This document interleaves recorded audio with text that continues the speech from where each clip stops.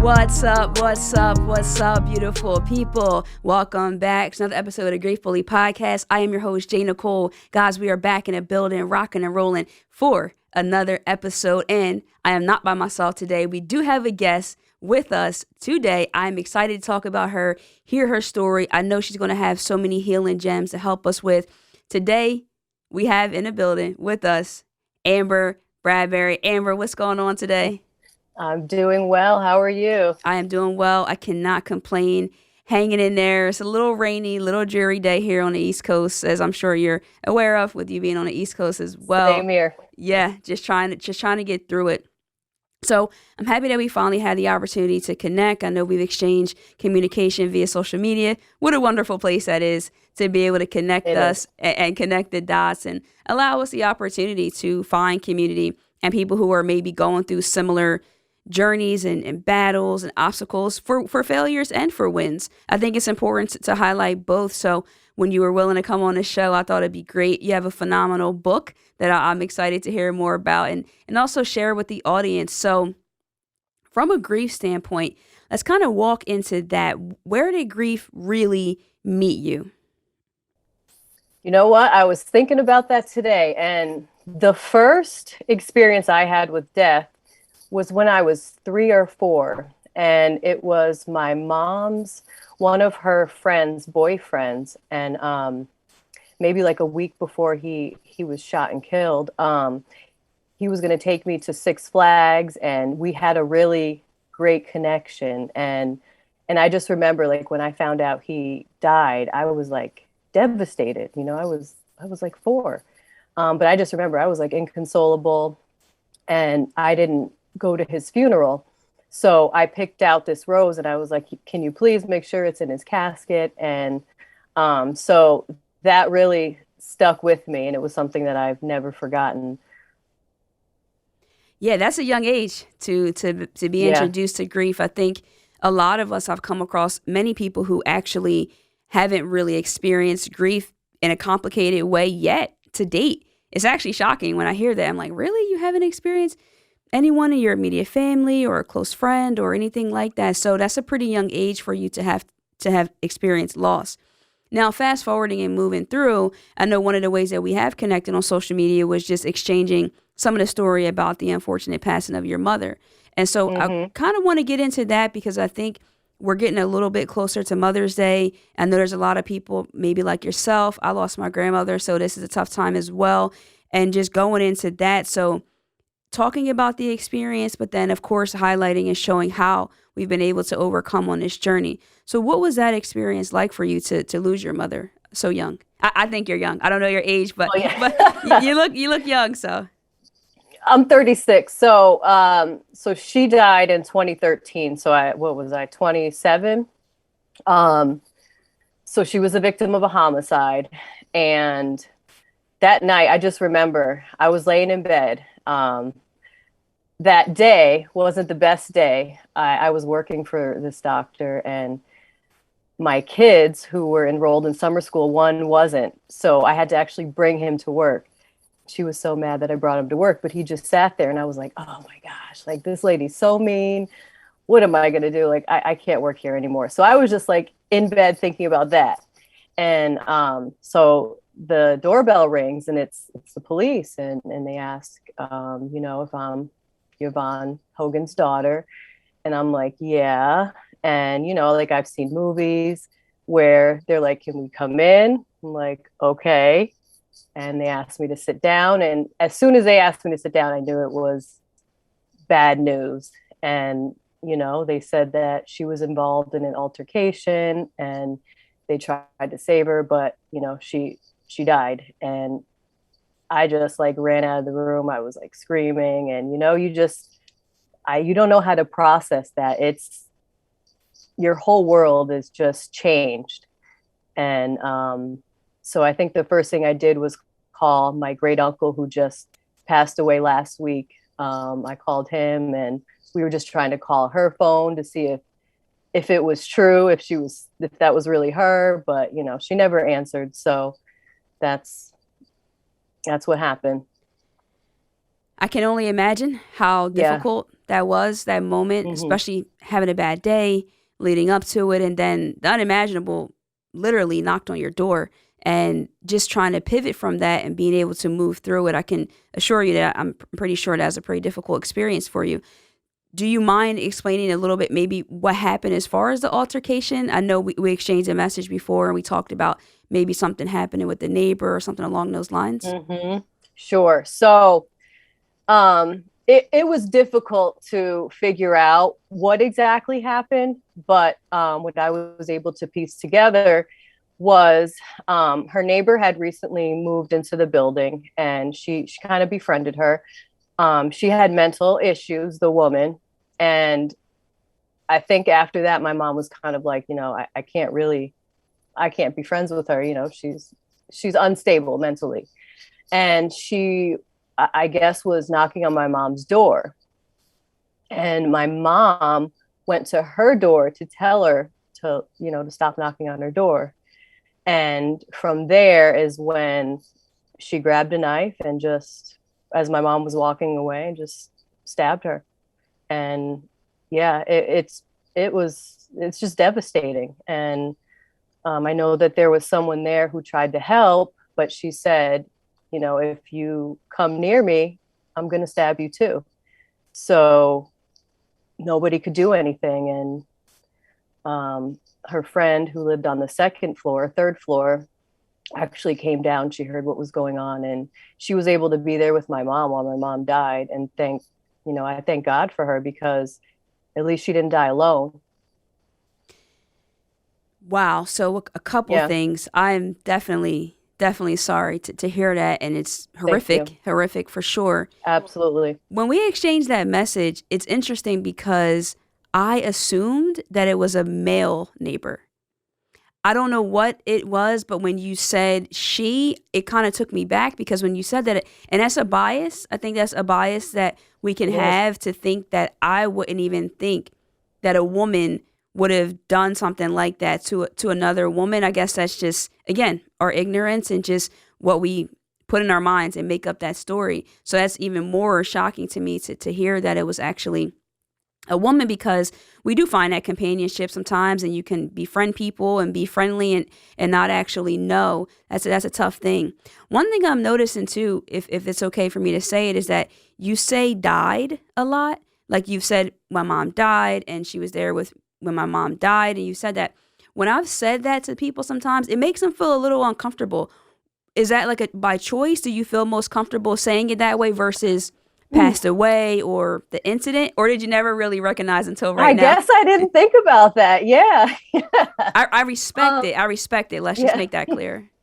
Oh, well, thank you. No, I guess I never really thought about it. I know, well, especially with children, you can't use euphemisms. And, I know people listening are adults, but I mean, it was a horrific thing. And I don't know how else to say it, but. Yeah, I mean, I think it's because, like I said before, I'll say things like, yeah, they died. And people are like, I mean, I guess it can kind of be a little off-putting, but I think it's the reality. It's the reality of what happened. It's not really a way to sugarcoat that, especially when it is so horrific, when you lose people, or even sudden and in shocking ways. It's like, they died. They're dead. Yes, that is the word. And I think it makes it more, to me anyway, it makes it more real, and it has allowed me to accept it a little bit better, because it's I don't know if it's like a synonym, or it just coincides the best with my experience with loss, because it is so like just right in your face, just gut punch. So anyway, I didn't mean to derail our story based on my observation there. That is okay. And our culture. So what I've really come to realize is we're obsessed with violence and trauma when we see it on TV. It's, in the media and music, but when it happens in real life, it's like nobody knows what to do. They're like, but yet we see it every day. You look on the news. The first thing you look at is something horrific. Yeah, that's true. That's definitely another way to look at it. So we have a 27-year-old woman. She just lost her mother where does she go from here? Oh man. You Wow, you know, yeah. yeah. So I'm sorry. I'm that just was, we're flowing. I'm just curious. I mean, it was just such a hectic time in my life because I was a single mom of two. My son was, I think, 5. My daughter was 3. So I didn't know how to talk to them about death, let alone my mom and what happened. So I don't think I told them for at least a week or two, because I didn't really have support. So I was busy trying to also, I had to go to her apartment and go through all of that. And it was just really traumatic. Do you have So, siblings? uh, no, I'm the only child. So it was just me. Yeah, just me. Um, which is why it's also important for people, no matter how old you are, to create a will and let your loved ones know what you want to happen when you die. Because I didn't know what my mom wanted. I just did what I thought she would want, which in the end I know was the best thing, but she wasn't prepared for that. I mean, she was 49, so Wow, she was that's young. really young. That is Yeah, really yeah. young. Hmm. That's really young, and I think that's very important. And we talked about that not too long ago, just the importance of having our affairs in order and making sure that people in our lives know, because it is an added burden. But to the same time, when you're 49, you're not really thinking, unless you maybe have some sort of illness or things like that, you're not really thinking that, hey, today's the day or my time is coming soon. And it can be pretty scary to think about. So I do understand why we don't speak about it. But I hope, if nothing else, we see as of late, things are so unpredictable and we can continue to do that. So you said that you didn't have support. How have you been able to move through the journey and just get to where you are now, where you were able to write a book? Yes. So what ended up happening was my uncle, my mom's brother, he said, you know what, why don't you and the kids move with us? And at the time I lived in New Jersey and my mom lived in New Jersey. And they lived in California. So my dad, he came, we packed up a U-Haul, we drove across country to California. And that's really where I had so much support. And I was able to go back to college, and my kids were at my aunt's daycare. So it was really a great experience. And that's where I was able to heal, because I was able, I started photography, nature photography. And I think that's really when I started healing. Yeah, I have heard great things about nature and our healing process and just being able to change the scenery, literally, and to Yes. lean into that. So that's great that you were able to get that support. You had to make that big move. I think it's important there that you were willing to do it, because there are some people who are stubborn and we do kind of shut down and we get set in our ways. And so even if on the other side of that change could be healing or could be a better opportunity for us, maybe we don't do it. So kudos to you. And I think that's awesome that you were willing to Thank step you. out there and do that for yourself and for your children. If there's one thing that you want people to know about the bereaved experience, especially losing a mother, what would that be? I think just that it's always there, like that the grief is always with you. And we just have to find ways to keep our loved ones alive. And I think that's really where my book came from. Just wanting to keep my mom, my grandmothers, my great grandmothers, their legacies alive. And I think that's an important aspect of bereavement, is, what is it called? The continuing bonds. I love that. The continuing bonds. It's kind of like the tangible aspect of that relationship is no longer, but in the intangible, it can, if we allow ourselves. I think, if I'm being completely honest, that's one of the more difficult challenges for me sometimes, is trying to live through memories and just like keep it going when it feels so final and it feels hard to dig that way. Some days it's a lot easier, but there are moments where it's tough. So I do think a book like that. What's the title of the book? Let's talk about it. Oh, it's called If Grandma Were Here, A Book of Memories. So let me see. There. Oh. Nice, nice, nice. Love that. Love that. I am a sucker for my grandma. That's my heart. So whenever I hear anything like that, it's awesome. So did you write it with your children in mind, or just kind of just any young child dealing with loss? Well, I think it really stemmed from me just being places and seeing grandmothers with their grandkids. And I'm like, man, if my mom was here, she would be doing this with them, or if my grandmother's here. So I think that's where it came from. But just one day I was sitting on my couch, and if grandma were here popped in my head, and I just got a pen and paper and just wrote it down. And that's really, I think it was like already written, because it wasn't difficult to do. It just came out, and that's where it came from, I think. That's awesome. We'll definitely make sure that we link to it and make sure that our audience can get a copy if they would like to. I myself personally will get a copy of it and just make sure that we can support you in that way. So I always like to ask my guests this question. If you had to choose a color for your grief, what would it be and why? Oh wow. Hmm. Didn't mean to stump you. Yes, a color. Sometimes I make it a little more challenging and I say you can't use black, but it is a reality that some of our grief does feel dark and colorless. Maybe I would say red, because love, grief is love. If you're grieving someone, you love them. Yeah, that is true. That is true. And I think I'm curious. Actually, I don't want to say what I think. When you make that statement and we say that grieving and has to do with love, have you ever felt scared to love hard because of the fact that you lost your mother at a young age? Like if you love someone too much and if you're too close and you have this relationship, when they pass away, when they die, it's going to be extremely detrimental versus if you keep them at a distance and you're like, it may not hurt as much, or is that silly? No, I don't think that. I think it's made me want to be closer to the ones I love, because we don't know when someone's going to not be here anymore. Our time is precious. And I don't know if I mentioned that to you, but 3 years after my mom died, my grandparents were in a car accident, and my paternal grandmother, she died. And so that was another, just like a detrimental loss, especially because it wasn't something that we saw coming. And, just her loss as well really made me cherish those around me.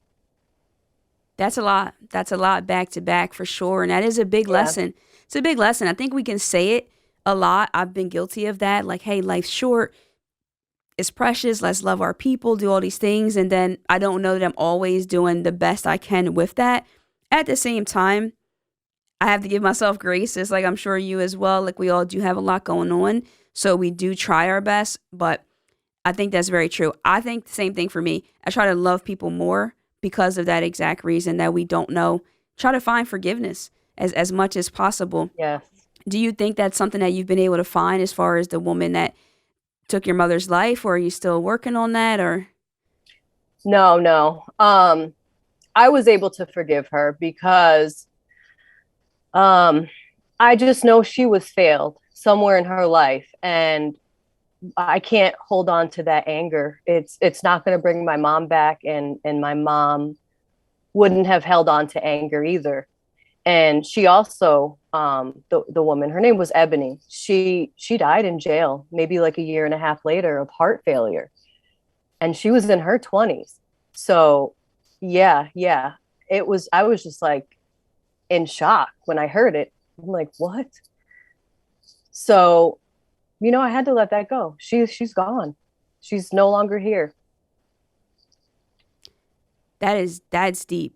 That definitely Yeah. is a quite the turn of events that would happen. I don't know what to make of that. I think we're having this on the spot conversation, so I would have to process something like that. But Yeah. it's like, wow. I mean, it's your real life, but it's something that you couldn't really write. Like how, like in your 20s, No. like how could that just happen after such a horrific thing? And like you said, I mean, that's admirable that you're able to say that she was failed also somewhere down the line. I don't know that we all have the capacity or the depth in our hearts and our minds to be able to look at things from that perspective, especially when we could potentially feel robbed.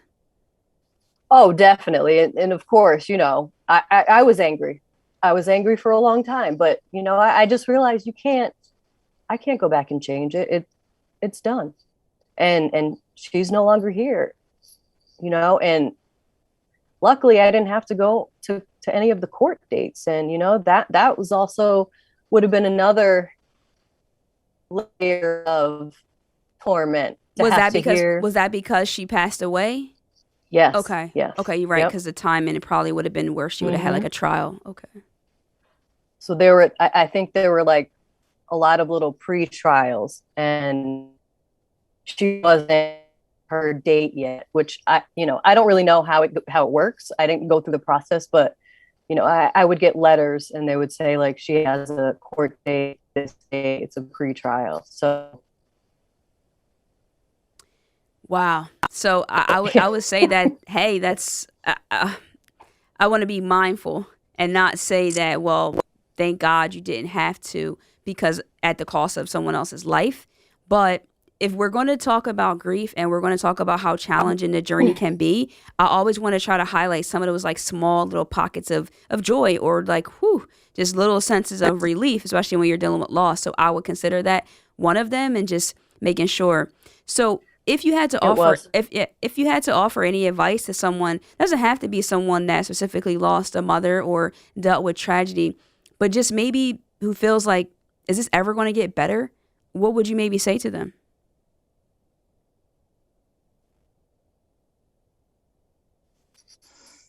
Hmm. Would it get better? I mean, it's really hard to say. Does it get better? I mean, there, but then there's days where you're really feeling it. And some people say time heals all, but I don't that because I'm still hurting. It still hurts. And but I would also be mindful that grief is a process, and you're not alone, especially in talked about. I mean, on Instagram, I found a wonderful community of lots of people who talk to you and support you. So I would really recommend finding your community. Yeah, I love that. Finding a community online Sense. is very important. If you can't find it in your actual like community, Yeah. then online is definitely an option for us. Yeah. So before we get out of here, I definitely want to make sure that we go into our In Love and Memory segment, which is very important to me to try to highlight and humanize some of our loved ones that have gone on. And so with having Amber on the show today, I want to give our In Love and Memory segment out to Yvonne Hogan, Viola Mitchell, Priscilla Hogan, Martha Parker, Regina Morgan, and Travis Parker. And I want to just send my love from the Grieffully podcast to yourself, to your family, that you continue to find healing on this journey and may your loved ones continue to rest well. I think it's important because sometimes it could feel like people have forgotten or different things like that. And so we want to make sure that we show love to your angels. I definitely want to thank you for coming on this show and for us being able to have the opportunity to sit down and talk about it. And you're brave. You're really brave. I mean, maybe you've talked about it frequently, so it's not as like, oh, this is kind of like a lot. But I think you did a phenomenal job and shared a lot of good things for us. Where can we find your book? I'm going to make a link, but I want to make sure you can tell everyone where to find it and what to expect from you next. I think there's another one in the works, or maybe it's already done.